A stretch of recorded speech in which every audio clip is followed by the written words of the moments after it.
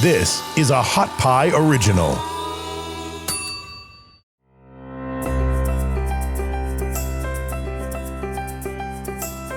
Hi, I'm Pat Pearson, and this is Self-Sabotage podcast brought to you by Hot Pie Media.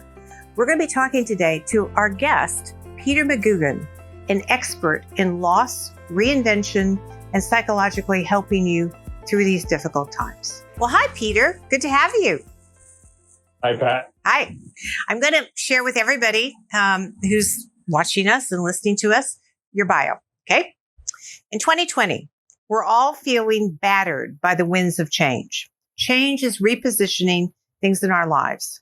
When something changes everything, how do we thrive with the future?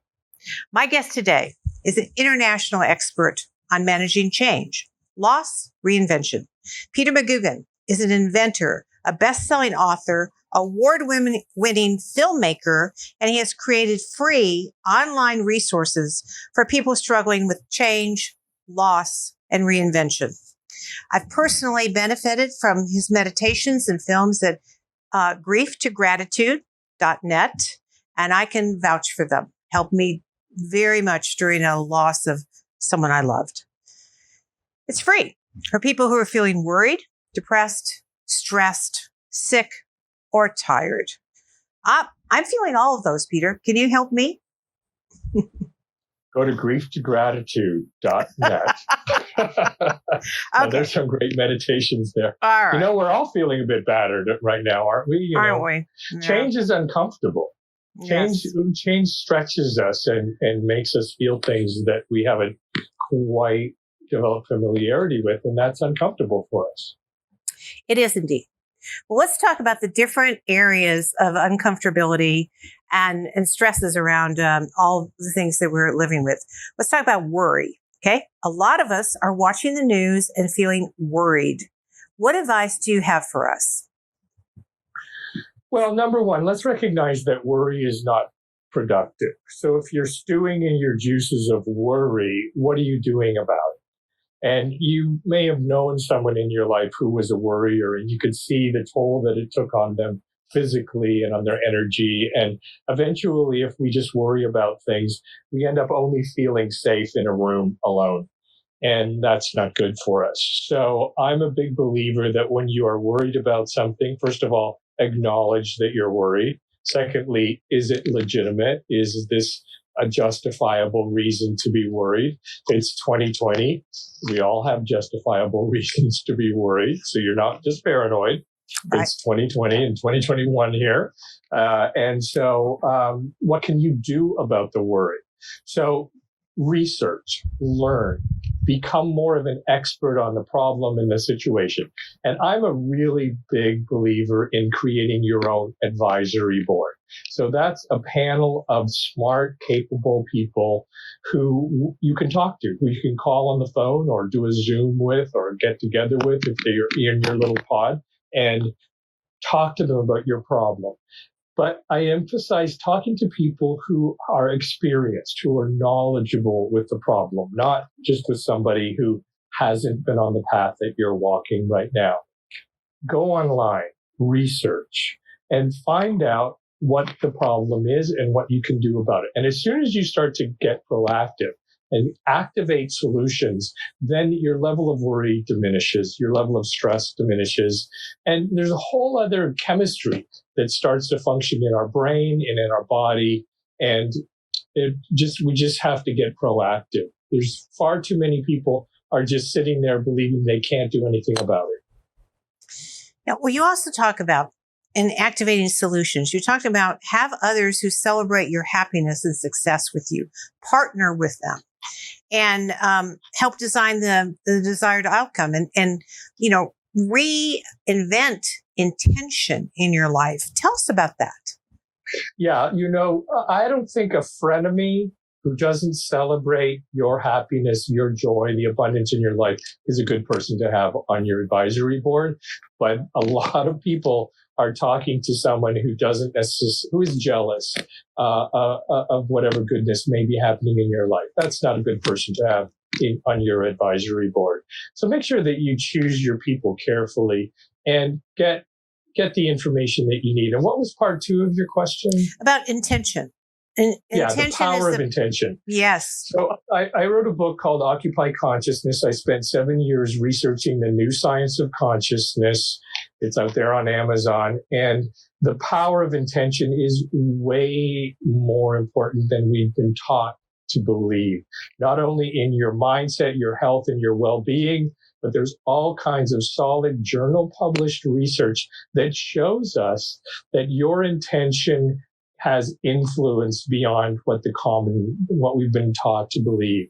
So by setting your intention on something, by becoming proactive and activating research and knowledge and solutions, you are using the most powerful force that you have at your disposal.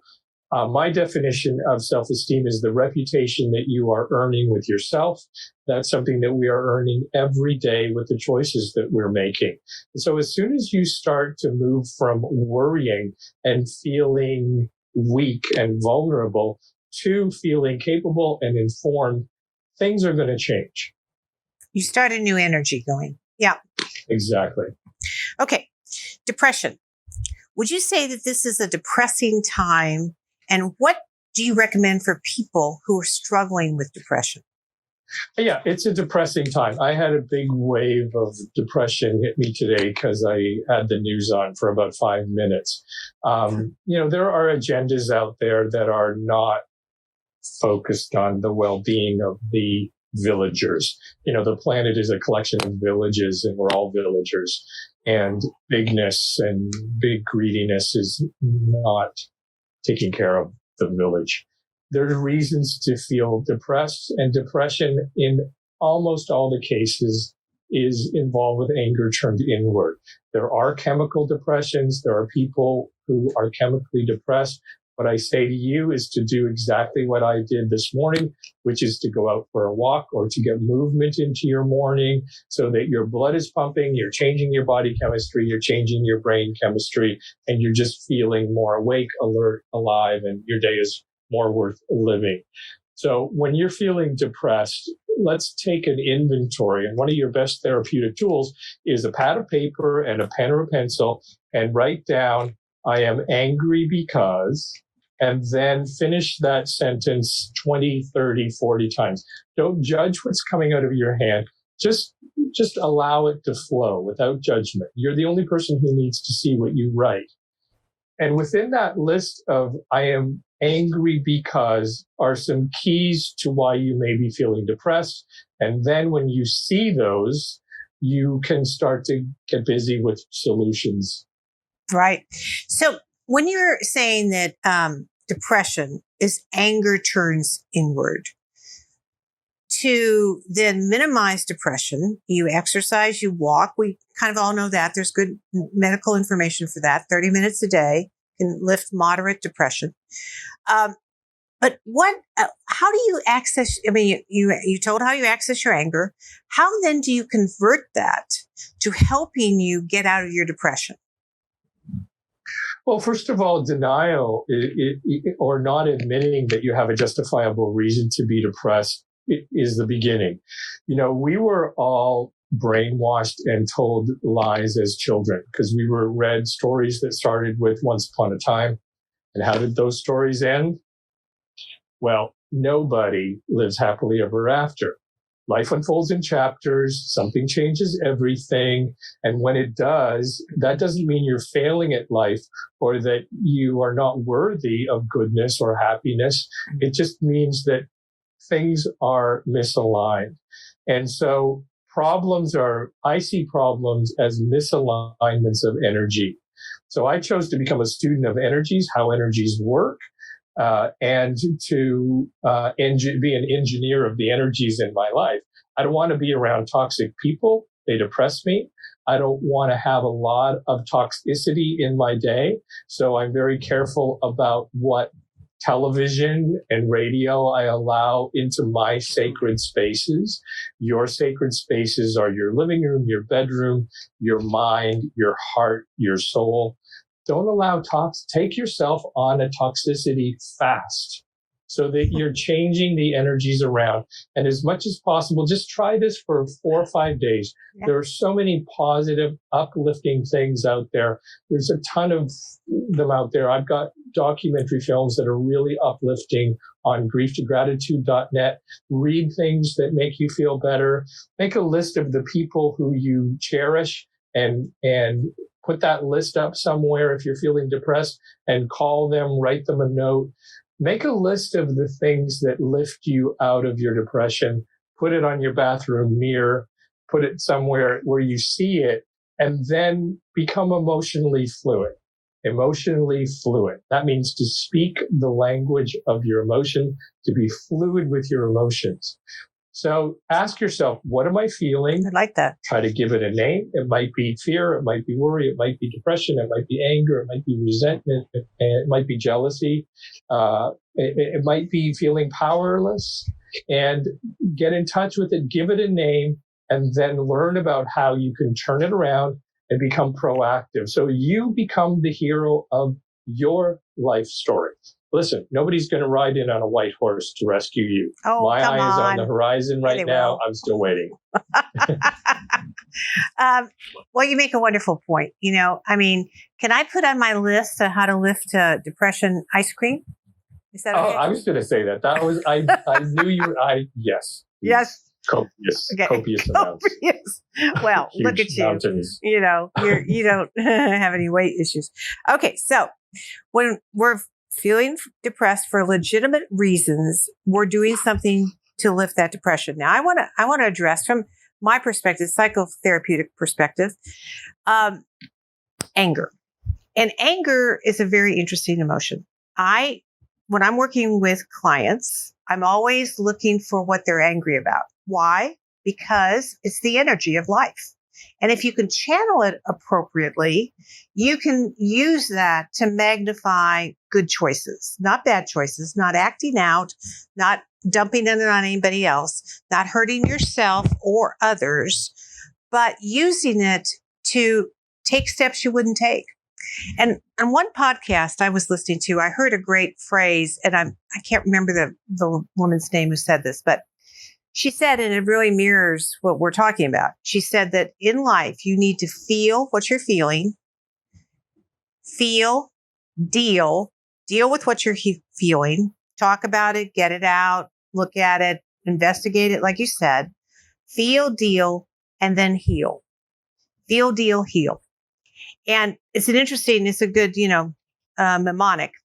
So you can then walk through quickly what's going on, how am I dealing with it, and very profoundly, how am I healing it? And you've written a lot about healing in your Grief to Gratitude, but also the idea I have about healing is that it's really the release of those emotions, not internalizing them, not keeping them for so long that they become putrid. You don't want to have a lifelong anger. That toxicity kills you and doesn't hurt the other person. Absolutely. You don't want to have issues festering and rotting in your tissues. And a lot of physical issues are exactly that. Mm-hmm. So when I am feeling worried, depressed, or angry, I see it as jet fuel for my next chapter or for fixing my story. It is a launching pad rather than a hole that you just want to kind of fall into. And I do feel we need to say that if you can't get past it, get medical help. Of course. Get a good therapist. Reach out. I get it. Of course. At all these podcasts for mental health, we're giving some thoughtful, hopefully solutions, but we are not giving therapy. We are. But here's one thing I feel very strongly about. There's a huge industry out there, the pharmaceutical industry, that's selling things that disconnect us from ourselves, or we can't feel ourselves in ourselves anymore.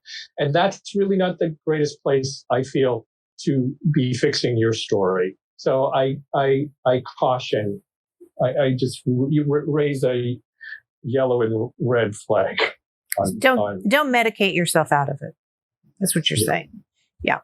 All right. So change. Most of us fear and resent change, don't we? Why is it that that? Why is that? And how can we heal our relationship with life's changing ways? Okay, I'm going to have you try something physically that I bet a lot of you have done before, but I'm going to sit a little straighter here. I'm going to ask you to fold your arms over your chest now. And notice which arm is on top. My and right now arm. I want you to unfold and fold again with the other arm on top. Yeah. Is that the other arm? Wasn't it? Yeah, it is. I wasn't sure which arm it was. Yeah, I had the straight jacket look you've got on there, got going there. Okay, so that feeling of awkwardness is the feeling of change. Where did it register in your body? Did it register right there in your arms? Does it register in the small of your back? Does it register in your mind? Where does that kind of a change register with you where you're going, ooh, this doesn't feel right? my arms. Yeah. In For your me. arms, right there in your Yeah, arms. it just Okay. I want to go back to the original position. So I want to go back Exactly. to how I was. Right? That's familiarity. There's no right or wrong way to cross your arms over your chest. It's just that you've developed one way. That feeling of awkwardness is the feeling of change. That's And good. it's when we become accustomed to that and more comfortable with that, using our attention to do so, that we become less afraid of change. As children, we're generally pretty good with change because we graduate from grade 3 to grade 4, and there are lots of changes, and we're learning things all the time. But as we become older, we become adult, we get into feathering our nest, we've got more to lose, we create comfort zones, but invariably something changes everything. Some little thing comes in and begins to take hold and change everything. And I just want to say again, that does not mean you're failing at life. It means you are living life. And we're in a time of tremendous social change, economic change, socio-political change right now. And it's a roller coaster ride. And I want to tell you that the people who do best with times and periods and chapters of change are the people who have a strong community around them. So I really encourage you to know your neighbors, to have people that you feel close to and that you know, and that you can practice generosity of spirit with. I coined the phrase generosity of spirit about 30 years ago when I moved to Texas and met you and had friends who were so kind to me and helping me as a speaker and an author. And I thought, what is this? It's generosity, but it's coming from a deep place, generosity of spirit. And I think that at times of change like this, we can become bankrupt of spirit or think that we don't have it to give. Yes. And we do. You have an endless amount of kindness to be able to give. And so just being, number one, kind to yourself, and that enables you to be kind to others.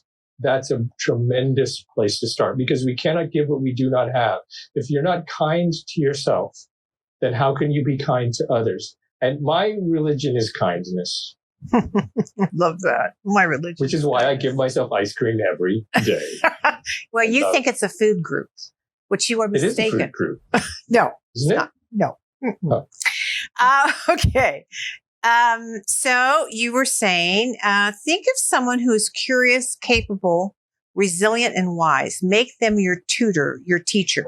That could be someone online, a dear friend, spiritual leader, but find someone to study under to have more of what you want. You were saying that about going online, but you're talking here about a tutor, a mentor. Exactly. So I'm going to invite everybody to think about someone in your childhood that you knew who was really good at life. And they were joyful. When you walked into a room, they were happy to see you. They were capable. They just seemed to be good at life. Mm-hmm. And so they were a very worthy teacher of yours. Yes. Yes. And I think that along the way, we kind of maybe lose that kind of person in our life if we're not consciously and intentionally cultivating it. And sometimes we think maybe, well, oh, they're a great person. They've got their life so together. Why would they want to be my friend? Or why would they want to help me in any way? But I really encourage you to think about the people that you are talking to and listening to, how good are they at life? And to bring some more people into your life who are really genuinely good at life. And I want to say one thing, Pat, you are good at life. You're good. You're resilient. You're joyful. You're a delight to know. You're wise. So it's people like Pat and people like me, because, I'm the best at humility. So I'm just going to say that right now. I am the best at that. And so, we're out there for you. Either our books, the videos, the meditations, the audio is on grieftogratitude.net are free. But also you want to have people on your advisory board who are good at life. It's that simple. Well, and that's what this podcast is about. And that's why we're bringing on experts like yourself who are good at life and who have wisdom to share, because none of us have the answer. No, none of us. Right.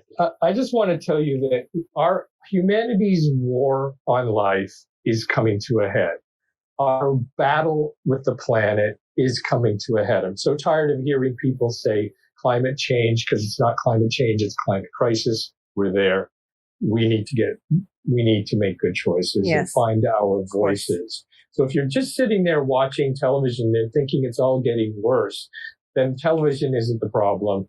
Your attitude is the problem. Get busy, get proactive, find your voice, do some things to be part of the solution and to help humanity heal our relationship with life.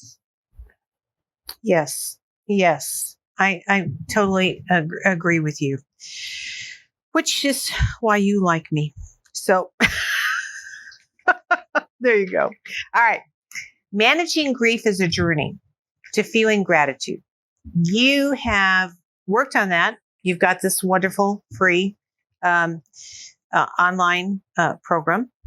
When we're grieving, it's not easy to feel gratitude. Let's talk about that. And all of us right now in this pandemic are grieving.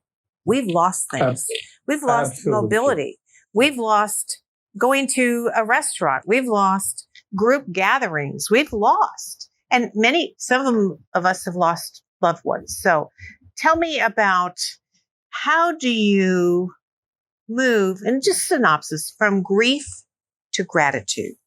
Okay, so my definition of grief is that grief is the longing, the painful longing for what we can no longer have, or what is no longer present in our life. Right. And so what we're longing for is a void that we cannot step into to satisfy. Yes. And so I was a student of allowing. I made myself a student of allowing. And as you know, Pat, I've had lots of deaths of beloved dear friends in my life. My house is burned down. I've gone through the list of things to grieve. And the one thing that has helped me a lot is, number one, to step into the space of allowing, that it is what it is. Okay. Denial is pain. And so I'm going to get out of denial and become a student of the new reality. At a certain point, we have to surrender to the new reality, as opposed to longing for what no longer is, or for an America that no longer is. I mean, we got to get proactive on creating and participating with intention for the next chapter, the future chapter. Right. We want to be on what our heart believes, our inner wisdom believes is the right side of history. And I think we have to participate in the village. We have to step up and be a part of the village, because without community, quality of life is diminished greatly. And what's under attack right now is quality of life from a lot of different directions. And so when we learn to create our own quality of life, we're being part of the solution. When you are building bridges with your neighbors and with your community, when you're being generous of spirit, you're being part of the solution. I love that. Yeah. Okay. Belief is important, isn't it? And what do you believe is under attack these days? Well, belief is very, very important. And the word faith comes into it too, because we need to put our faith in something. And again, what we've seen is the institutions profit-driven or power-driven institutions disappoint us when we put our faith in them. And so if you've been on that road and you think, well, heck, what's worthy of me putting my faith into and believing in now? Well, let me tell you, what's worthy of putting your faith in is the goodness of your heart. There's something I know about you. And at the very essence of you is goodness, is light. And your heart loves love. And so, first of all, give love to yourself so that you can have it to give to others. Love yourself, forgive yourself, appreciate the miracle of the body that you are in. It's a miracle rather than resenting your body, and bring intention to, once again, healing your relationship with life. Mm. Are you at war with your own life? Are you resenting and kind of loathing yourself? Not good. Yeah. I love that put your faith in the goodness of your heart, because all of us were born with good hearts. Some of those hearts got damaged, and I'm not talking physically, though that too, but damaged through loss, through romantic relationships that broke up, for loss of parents, children, friends. And that pain scars us. However, we can always return to the goodness. It's whatever in you that gets moved by a poem, by a movie, and you're sitting there, dabbing your eyes, and you're going, your heart is being touched. And, I'm real fond of those times, because it makes me feel human and real. Yeah.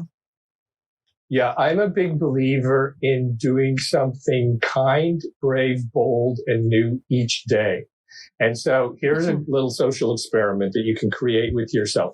Look for opportunities to be kind to yourself, kind to others, and see what happens. What's going to happen is you're going to be building bridges to community. You know how selfish that really is? And I mean that in a good way. I'll give you a personal story. The other day, I went in to get my hair done. Okay. And there was a woman there checking me in, and she was just chatty and lovely. We have our mask on, the whole thing. And she said to me, I got married yesterday. I said, really? She said, yes, online. I got married. She said, I'm just, feeling really happy about it. I said, well, you should. Absolutely. So I got my hair done. I was sitting there through the whole appointment thinking about her. And I thought, I want to do something. So I went out. She didn't know me. Didn't even know my name. I went out to Starbucks, got her a $25, just a little gift card, nothing. Nice. Gave it to her, and she was delighted, but I glowed all day long. And I haven't told anybody that, because I thought, I don't want to brag about it. Well, I guess I do, because I'm saying it right now. A little bit. But it's about being kind. And it reinforced to me that I could honor love, which is what I did. Small gesture. But and anywhere you are believing that people are getting worse, it's all getting worse, do the kind of thing that Pat just did. Just be kind. It was really for me, truly, let's be honest. She liked it, but I loved it. So, okay. Think back to a time in your life when you didn't know the whole story, right? Romantic relationship, job, or with a friend. You're managing the situation without knowing the truth. And as a result, you were mismanaging the solution or the situation. You were in the dark. Then in the light of the truth, it's the light of the truth that sets you free. So do we manage illusions rather than reality? So many of us are managing illusions. It's very, very difficult now to know what the truth is. It's a very slippery thing. Yeah. But that saying, the truth will set you free, I've thought about it so much. I really believe it's profound, because I want you to think about a time when you were in a relationship with someone and you were madly crazy about them, and you were showing up to be their beloved, and they did not feel the same way about you, because you didn't know the truth. Bummer. And it wasn't until the moment of truth that you went, okay, I guess, I'm not managing the situation well because I don't have the truth about the situation. So many of us have had career situations where the organization we were working with had one agenda. We believed they had another, and we thought we were managing things well, but we weren't because we did not know the truth. So one of the things that I believe is to be asking the courageous question. So the power or the value of any answer is embedded in the courage of the question. And a lot of us are terrified to ask the courageous question. Say that again. That will reveal the truth. Say that again. A lot of us are terrified to ask the courageous question that will reveal the truth. And we'll spend a long time mismanaging the situation and wondering why the energies aren't working the way they should be or working. The romance, or the job, or the health, because we're afraid to ask the question. Yeah. And so many people in their careers will be asking the questions that validate what they've already been doing. A lot of surveys, it's like validating what they're already doing, right, rather than saying, I want you to think about the best experience you've ever had with a product like ours. What were they doing that we're not doing? Yeah. That invites people to tell you the truth. Yes, indeed. Yes. Yeah.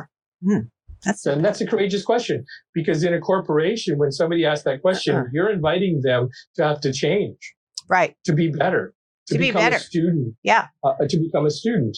And so what I encourage you to think about is, are you playing games with yourself? Are you feeling depressed because you're not handling and managing the truth? Yes. Ask the courageous questions. Nice. Of yourself and of others. Good. Okay, I want you to go back to grief to gratitude, because, and then I want to share a personal insight I got from listening to tell us why you created this, and give us the link again so people can get on. You've made it free, which is so generous during the pandemic. I hope that's still, what we're doing. Yeah, absolutely. Okay. Yes.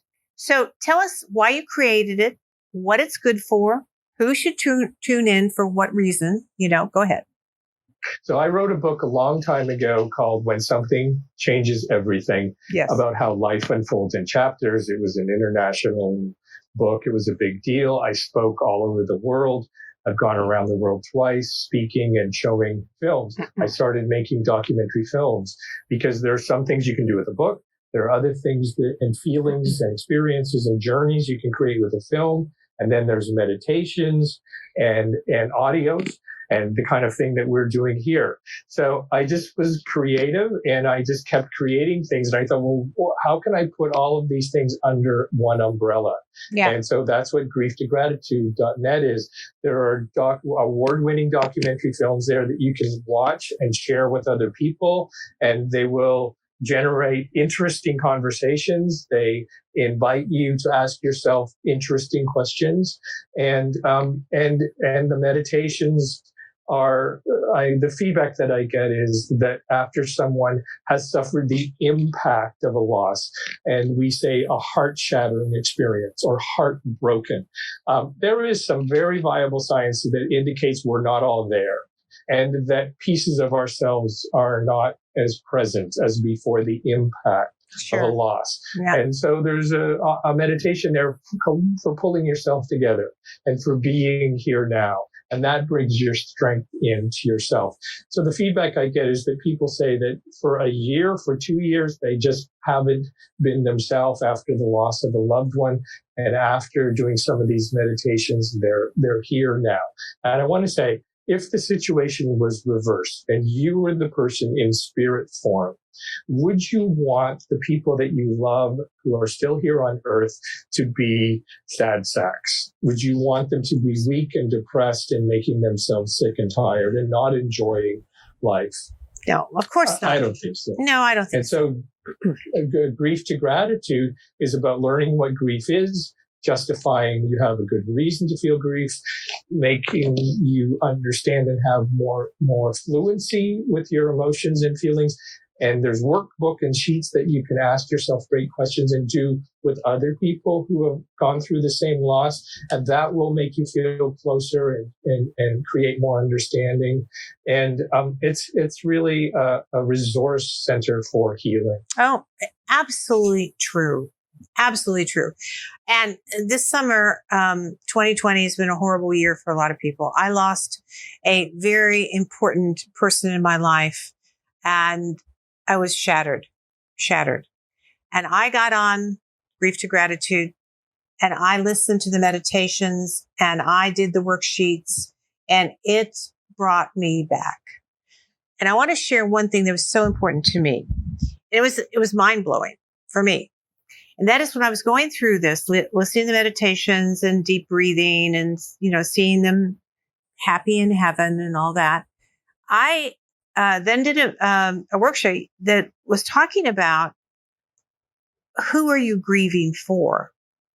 Because if indeed you believe that person you love is in a happy spiritual place, whatever your religion, okay, then you don't have to grieve for them. You're grieving for yourself. And that was an eye opener for me, Peter. It really was. And I thought, well, if I'm not grieving for him, then I can do something to help myself.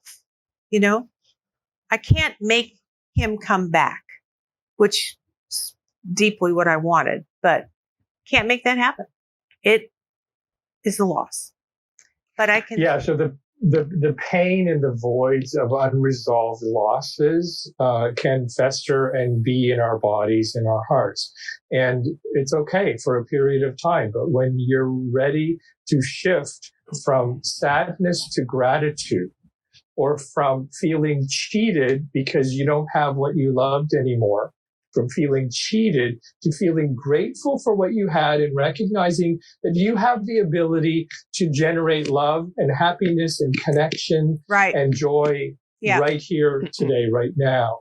And that person that you've loved and lost is one of your professors of love. They were a great teacher about what love is. And I also want to say that anything that we love here on earth is created by the source of life itself. So for me, love and gratitude are very spiritual, and you are being grateful for what creation has created. Right. And so gratitude rather than resentment or feeling cheated just feels so much better. Oh, absolutely. And you know what? I never would have put together grief and gratitude until you did.